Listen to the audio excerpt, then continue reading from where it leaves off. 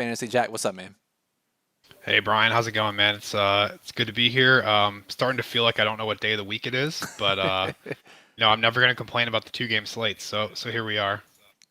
No, exactly. I'll take. I know you will never complain about a two-game slate in your life. So any two-game slates that we can add on, I know you're happy to have them. So we got the two-game slate tonight. Jack and I will break it down. Thursday we have the showdown slate. Saturday, Christmas is a two-gamer. Then we have the full slate on Sunday. So lots of action. Jack, how'd you make out last night? It was painful, man. I know you were there with me. We were sitting. I saw you in a couple contests. Lost some money in the end, or I don't know. I think I was not a lot, but had some pretty big stuff, either in first or top five, and then that last drive, man. I mean, we've seen this so many times, right? Just the garbage drive, prevent defense, the 50% owned quarterback getting there in the end. I mean, I'm assuming you had a similar fate. Very similar, very similar, winning tens of thousands of dollars until the very final play. So super fun outcome. But I'll say, I think we nailed the strategy. I think, and we nailed exactly what the field was going to do. Absolutely. And, I think we also just got kind of unlucky in that it really was kind of a median projection day in the end. No one had a ceiling performance. None of the games went off. So there's just a bunch of players in that like 5 to 15 point range and got close. But here we are again to do it again.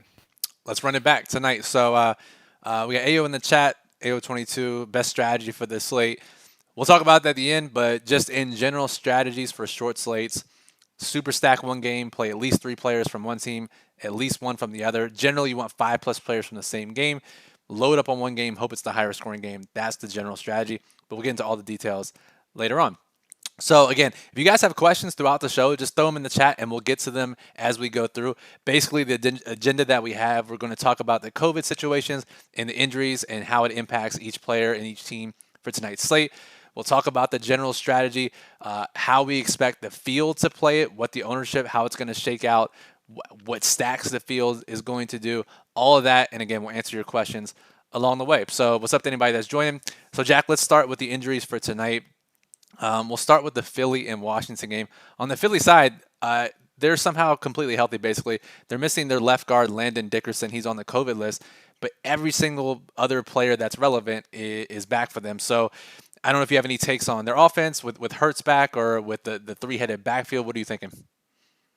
Yeah, I mean, obviously they're pretty clean. It's going to be a nice matchup for them, assuming we don't get any late breaking news for Washington. I think the Hurts injury that like they maybe take it easy on him, but we'll see. I think we'll get into the details of it, but I think the Philly running back situation and just how many players to play from that game and which players to play together is going to be a key to the slate because they are going to be a very popular team, Brian.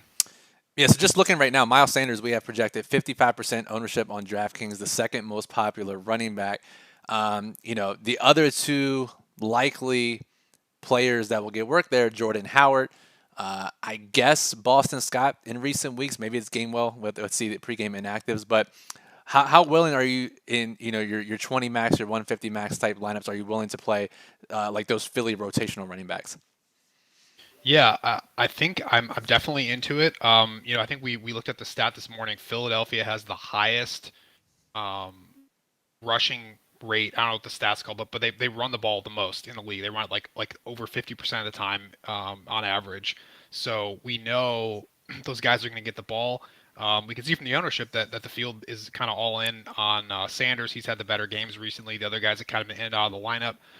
But we have seen them in the past do some unpredictable things in the red zone and even with snap shares. So I think it's risky. It's kind of tough for a single entry, but definitely kind of that 20 max realm. I'd be looking for a piece of definitely Howard and Sanders and probably even some Gainwell if he's playing, maybe a couple lineups or something. But anything stick out to you between those three? I just pulled it up here on screen here, right? And Miles Sanders 55% projected on DraftKings, probably similar on FanDuel, and then Jordan Howard 7%, Kenneth Gainwell 2%. To me, that's a crazy discrepancy because if anyone out there has ever played Miles Sanders, they know that his workload is not safe at all, Jack. And it would not surprise me in the slightest to see Howard or Gainwell or Scott, whoever it is, outscore him. Yeah, and one thing we like to do is look at snap counts, whereas I think a lot of casual people look at the box scores, right? So Sanders had a big box score.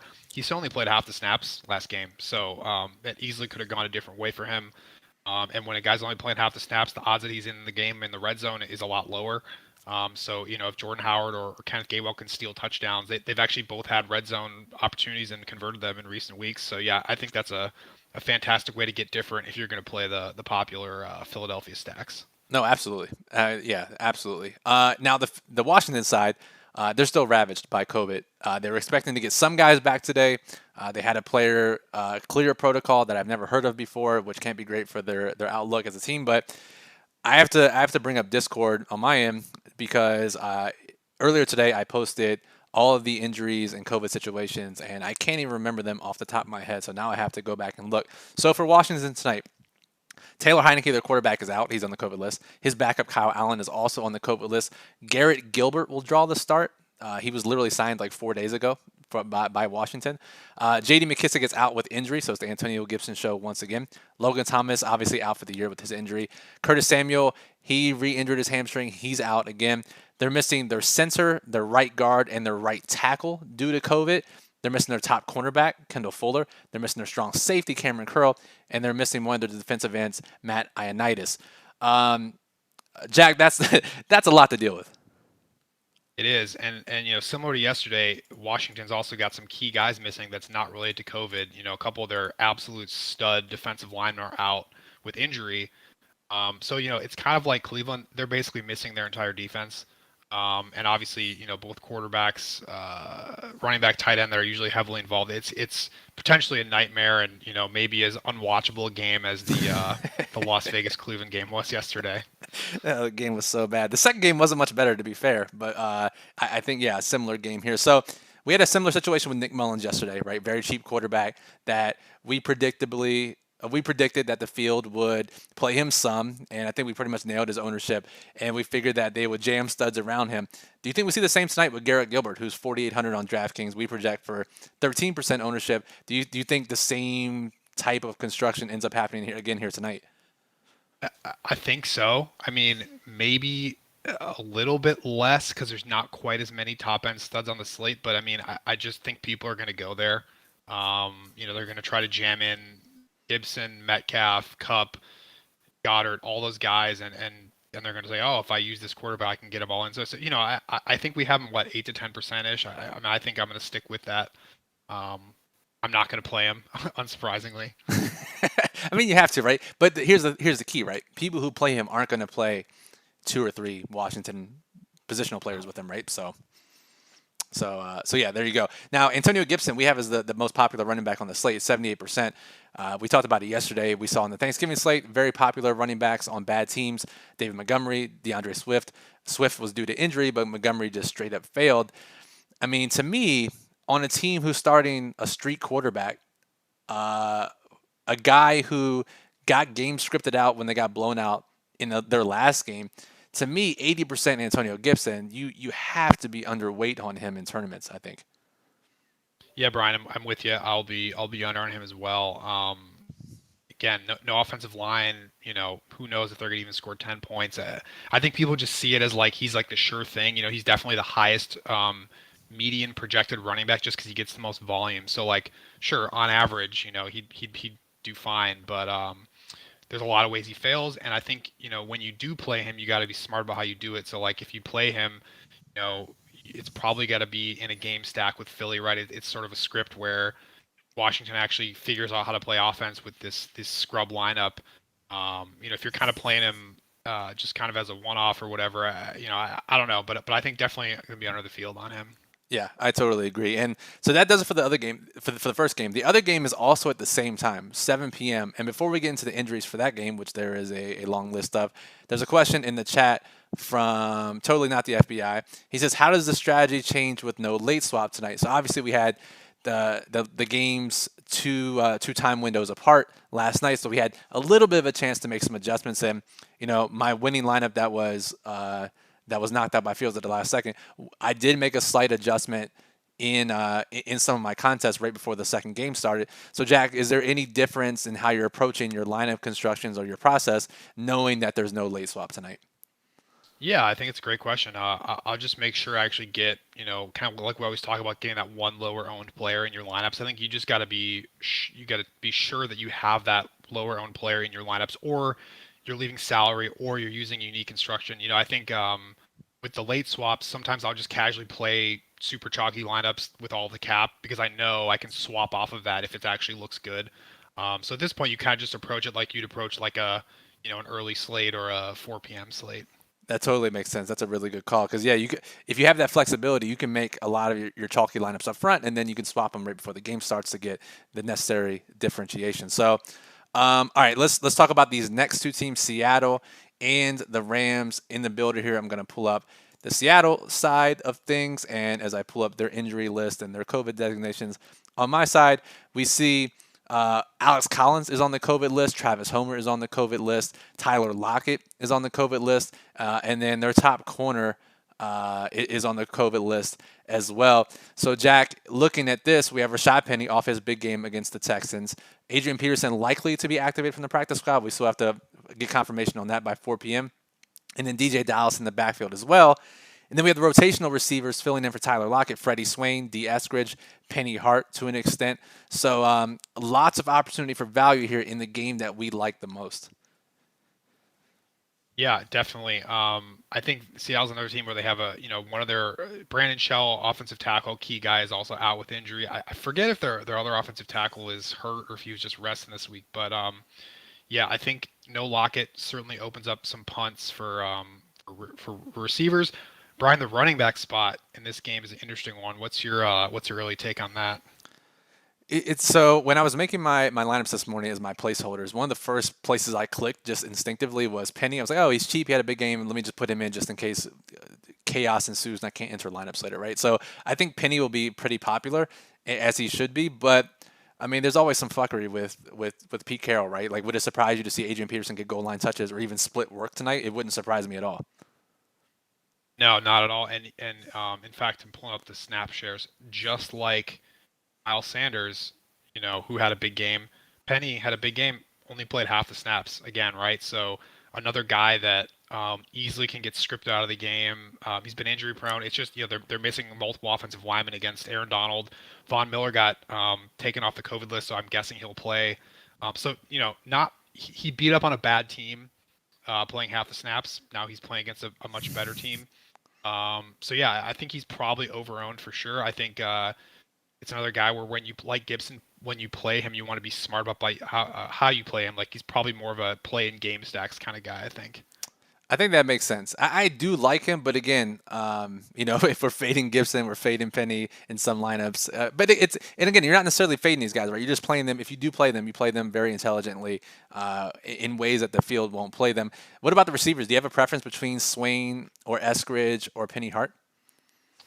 I don't. I mean, I asked you before the show, and you were leaning Swain. I think he's got probably the more established role. It's kind of a situation where I look forward to playing them in multiple entries, so I can just get some of each. If I was doing a single entry, I don't know which one I would pick. But I think go back to one thing you said on the running backs. You made a great point of you just saw Penny and clicked him in. I think people are going to do that with Gibson and Penny because they're just like safe guys. One's off a big game, one gets a lot of touches. So I think another way you can look at those running backs is you could choose one but not the other. Maybe don't play them both in the same lineup, for example. Right. And so that point takes us to the last team, the Rams. And we got a question from Ken in the chat. Do you have a preference between Sonny Michel, Darrell Henderson? And let me pull up the Rams here in the builder, which, by the way, you can have access to occupyfantasy.com/lineup builder. Jack literally created, so if you ever have questions, you can ask him about it. Projected ownership rankings allows you to build up to 150 lineups using optimal lineup criteria.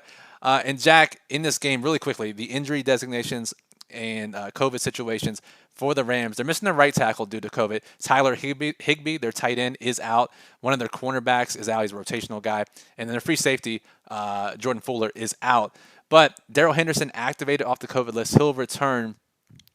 So it's an interesting situation with this workload between Sonny Michel, Darrell Henderson. There's an ownership dynamic. There's what the industry is saying. There's what beat writers are saying.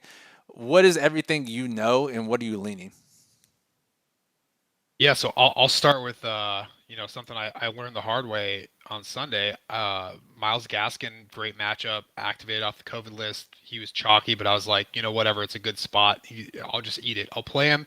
He barely touched the ball coming off the COVID list. And actually, we've seen that with several players this season as they just get lighter loads off the COVID list. So I think, we have Henderson in the 40-ish% range ownership wise. Honestly, it wouldn't shock me if he's even lower than that. I think my guess, Brian, is the field's going to see they're both pretty much the same price. They're not very cheap. No one knows who's going to get the ball, so people are just going to avoid it. And I think based on what we saw with Gaskin and some other players, I think Michelle is probably the play because he could be 10-15% owned and very plausibly could get the majority of the work. And I think you said you may have saw a tweet that indicated that.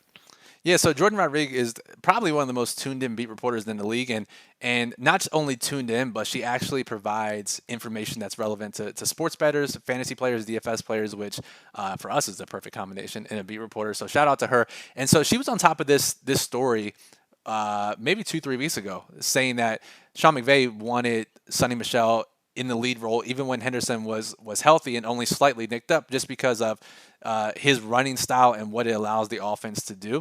And then Henderson's out with the injury, and then COVID, and Michelle literally took every single snap. And then coming back this week, he was non-committal about Henderson getting his starting job back, saying they're both going to play and whatnot. But to me, I think everything points to Michelle being the lead guy here. Maybe Henderson, mixes in on passing downs and certainly spells him and gets some work. But I would, if you had to bet on who gets the most touches tonight, I would certainly bet on Michelle. I would make him the favorite. And I don't think ownership is going to reflect that. And if you look at industry projections, it certainly doesn't reflect that.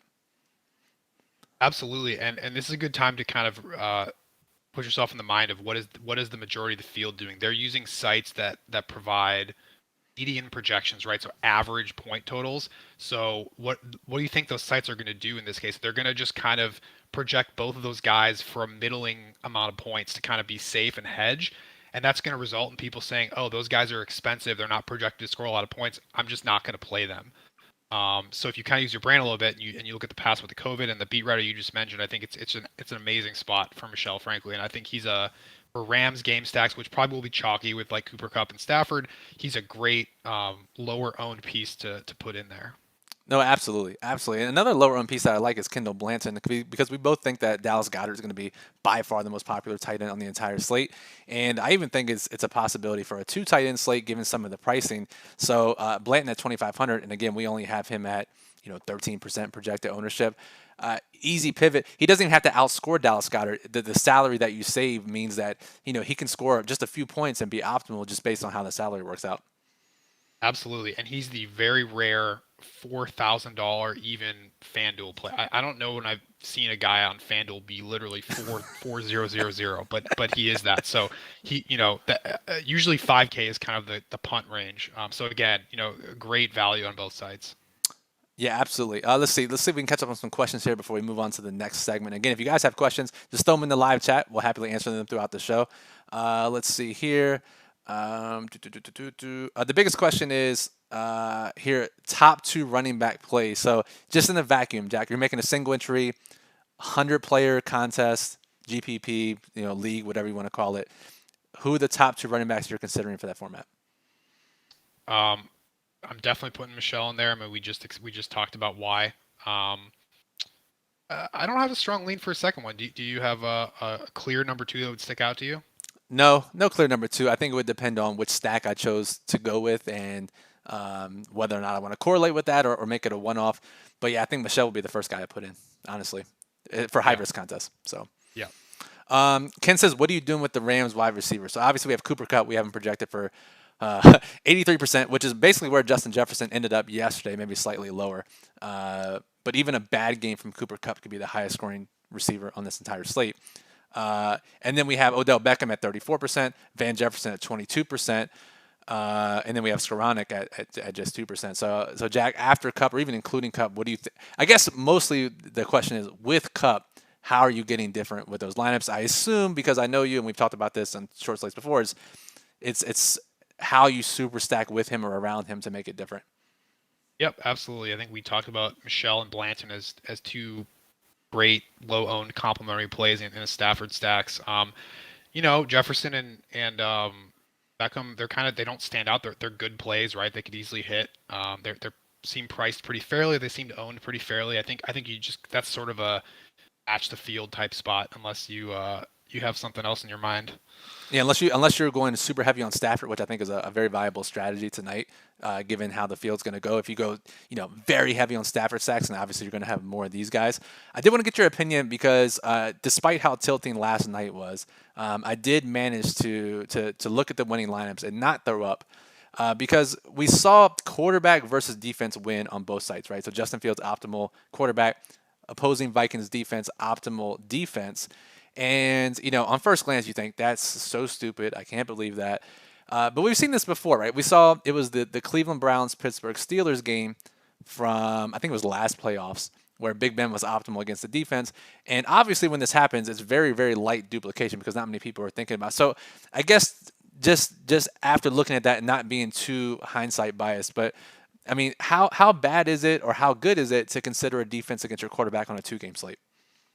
I think if you had asked me before we've seen these recent examples, I would have said hell no. But I have to say, we do see it win, and certainly we're not against it in showdown, right? We kind of embrace it in showdown sometimes. So I think a two-gamer is kind of not that different. I mean, Stafford has been a pick six machine. Seattle's defense is pretty bad, but he could easily throw a pick six, make Seattle's min price defense immediately optimal, and then proceed to torch them for 400 yards and 3 touchdowns. So it can get there. I mean, I wouldn't go out of my way to use it, but I think if you're building a lineup and that's kind of what fits, I wouldn't throw out that lineup because that's the only thing that fits. Yeah, I think that's a good way to put it. That's a very good way to put it. Dot Bet says if you're making 20 lineups tonight, are you lock buttoning Cooper Cup? Probably not. I don't know that I would lock button anyone outside of maybe a quarterback. Um, I don't know. I mean, that's tough. I mean, he's going to be 80% owned. I don't know. What do you think, Brian, if you're doing a 20 max? Uh, I mean, it depends, right? If you're playing like the super large 20 max, right, the hundreds of thousands of players, I think you have to match or go under. But if you're making 20 lineups and you're dispersing them through different size contests, I think you lock him, right? Because he could put up 12 points and still get you a win. So I think it depends on how big the contest you're playing are. Yeah, Oh, sorry, go ahead. I think another thought on Cup is there's so many cheap punts on this slate tonight with the Seattle wide receivers, with Blanton, maybe even a Washington football team receiver. It seems like Cup will pay off unless he really flops, right? It's not a situation where like he has to score 25 points or he's definitely not optimal. He could, like you said, get there with 12 points on a slate like this for sure. Right, absolutely. And then we have a question from MD here: Stafford or Wilson tonight? And this leads into my next question I wanted to ask you, Jack, because we talked about it in depth yesterday. How you need to super stack in these contests. Talked about at the beginning of the show. 5+ players generally from one game in your game stacks in short slate lineups. And generally, the field doesn't do that. However, you and I were both playing around with lineups this morning, working on ownership, talking through the slate, and it seems like the field might accidentally back into 4-man Eagle stacks. Jalen Hurts, definitely Dallas Goedert, maybe the Eagles defense, and then maybe one of Miles Sanders or Devonta Smith, which makes it pretty rare that the field does that on accident because they're definitely not looking to do it on purpose. But I guess knowing that, what are you thinking about Stafford, Wilson, Hurts if the field does accidentally play 4-man Eagle stacks? Yeah, so I think we talked about this. The way to get different with those Eagle stacks is you probably want to play at least two Washington players in them. I think probably a very popular construction will be those players you just mentioned and Gibson, right? Because he's like the safe guy. He's the safest running back on the slate. So you can get different by playing a wide receiver. You can play Seal Jones, assuming he's active. You can play both of them, right? So I think that's how I would approach the Eagles. And I mean, I'm going to heavily be on Stafford and probably be on some Russell Wilson as well, just because if you guys pay attention to Vegas, the total continues to increase today. The Rams are missing a bunch of guys on defense, so it's kind of it's really hard to predict how that game is gonna flow. I mean, I really like. It's honestly the same as yesterday, right? I really like both quarterbacks from that game. I like the quarterbacks from I say the first game, even though it's the same time, but the Washington and Philly game, much less than I do Stafford and Wilson. So, I think. And do you think, Jack? you think there's any chance we see the Fields dynamic from yesterday where Russell Wilson ends up more popular than Stafford because of the pricing, or do you think that that's something that's in play for this slate? You know, based on the couple things I've read, I have seen some articles pushing Stafford. You know, we might want to tick up his ownership a little bit. I do still think Hurts is the number one owned guy. But I think Russ is probably going to stick in that 20% range, and he is priced down, especially on FanDuel. He's like a full $1,000 cheaper. So there's a lot of ways, you know, he could get there if that game picks up a little bit. Okay. Question here: Van Jefferson or OBJ in a vacuum? You have to pick one. Beckham, just because targets and red zone, but I mean, yeah, Okay. probably my pick. And then another question here: if you have to play one Philly flex player, and it's not Miles Sanders, so we're assuming here we're super stacking the Rams and the Seahawks game, and you have to pick one Philly player to fill in your running back or receiver flex, whatever it is. Do you have a preference, Jack? Well, I think it comes back to your, you know, are you playing at least one low-owned player? If you need a low-owned Philly player, I'd go Devontae Smith. I mean, he's not going to be like 5% owned or anything, but he's definitely going to be less than Goddard, Sanders, maybe Jordan Howard. But I think, you know, if you have a low-owned player in your stack already, just eating the Goddard, Sanders chalk is probably fine too. Yeah, I totally agree there. Totally agree. Let's see. We got a really crazy question here. It says, how crazy is it to play Hurts and Minshew in a large field showdown, assuming Philly blowout and a quarter and a half of Minshew? I guess, Jack, the biggest thing was if they're blowing them out that much, they're not going to let Minshew throw the ball in the second half, right? Yeah, you sounds like you're leaning no on that one. I think I'd probably lean no as well. Yeah, A for little sure. too crazy, I think. I think for me too. Ken says, if you're playing a single lineup, are you fading Gibson? Yes. Are you? Yes, I agree. I'm fading him as well. I think single lineup you have to, just given everything we've talked about, their team dynamics and him potentially getting phased out and his ownership. Yeah, and honestly, if you build Stafford or Wilson stacks, it ends up very difficult playing Gibson. So I definitely think that's the way to go. All right, so it is 3:30. We'll stick around for a couple more minutes if you guys have any more questions. Let's see here.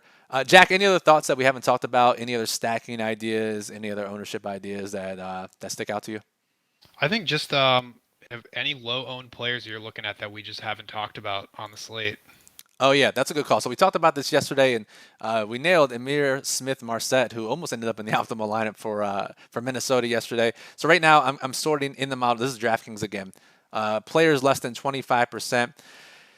Gerald Everett's one that sticks out to me, Jack. If everyone's going to play Dallas Goedert and Tyler Lockett is out, more targets opening up. Everett, if you believe in the revenge narrative against his old team against the Rams, I think Everett's one of the best leverage plays there is. And again, he's not 5% or whatever, but he's a great leverage play off Goddard. Absolutely. Yep. That's probably the one that I would pick. And I think we already covered Michelle. And I'll second again. Jordan Howard had I think he had at least one multi-touchdown game this year. Very easily could steal a touchdown and at almost minimum price. Great pivot off of Sanders. Yeah, and MD in the chat asked Gainwell or Howard on FanDuel in a GPP. I think we both agree that Howard would be the guy there, especially on FanDuel in the touchdown-heavy scoring system. Yep. Do have a question here about Quez Watkins. He is showing 0% ownership in the builder. That was before his COVID activation. So, yeah, we'll go ahead and get that fixed here because he'll end up more popular than Rager now with that news. Yeah, so probably he'll slot in around what Rager's at, right? 10% or 15, whatever it is. Yeah. Again, no one's going to play them with Hurts generally, so I think it's a good option for sure.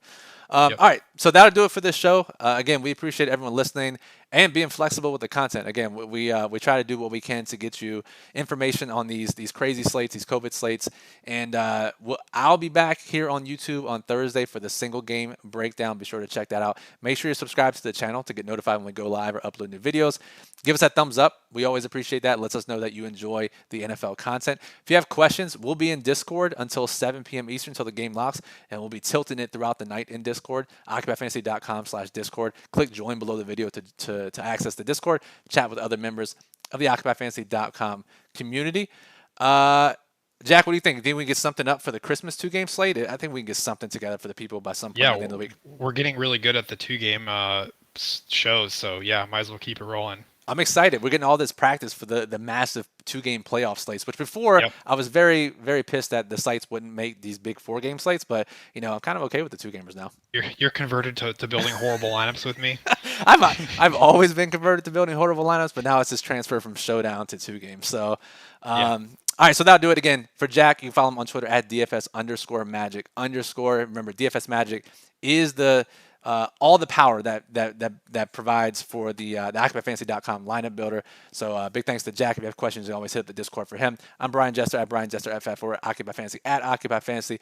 Thanks for listening. Good luck tonight, and really try to enjoy these games.